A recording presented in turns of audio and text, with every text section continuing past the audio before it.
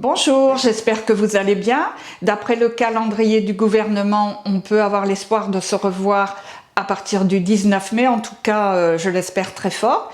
En attendant, je vous ai préparé une nouvelle technique qui concerne les élèves du cours de patine.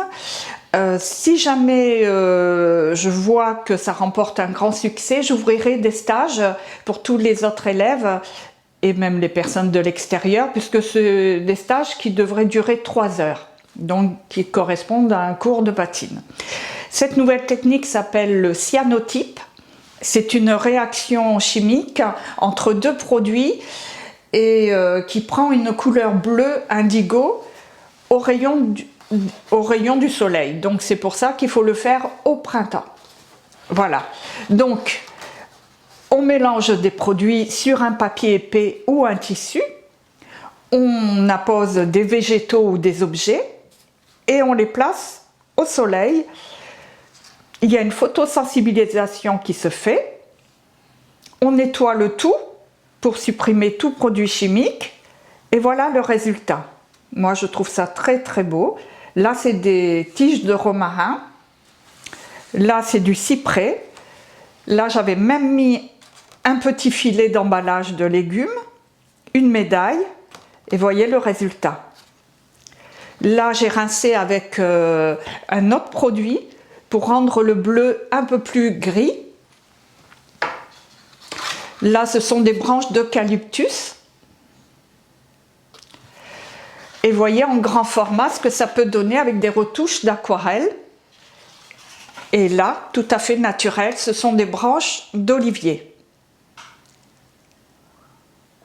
Après, on peut les encadrer, les mettre sous verre ou simplement les faire tenir avec une petite pince ou les coller. En fait, vous faites ce que vous voulez. Moi, j'aime bien acheter des papiers torchons, c'est-à-dire des papiers avec un grain et 300 grammes, 250, 300 grammes, c'est bien.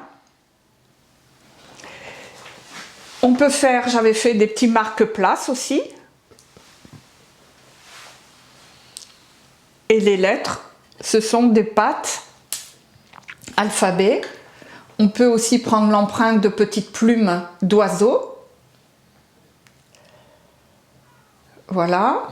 Si vous avez des végétaux qui vous plaisent en ce moment, que vous n'êtes pas sûr de retrouver par la suite, vous pouvez les cueillir et les faire sécher dans un livre ou sous une plaque de verre. Comme ça, vous les retrouverez quand vous aurez décidé de commencer le cyanotype.